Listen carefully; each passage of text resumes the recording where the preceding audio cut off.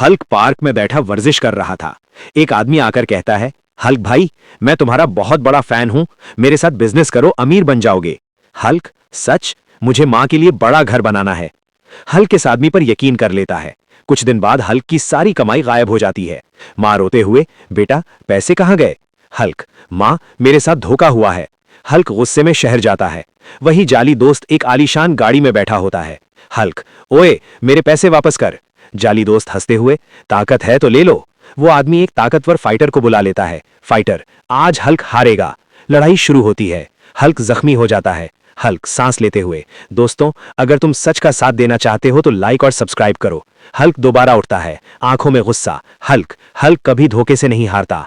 एक जोरदार पंच, फाइटर बेहोश हो जाता है। जाली दोस्त घुटनों पर आ जाता है, मुझे माफ कर दो। हल्क, ये पैसे गरीबों में बांटो, वरना अगली बार हल्क माफ नहीं करेगा। मां मुस्कुराकर कहती है, बेटा, असल दौलत सच और मेहनत है। लोग कहते हैं हल्क ने हमें धोखे से बचा लिया,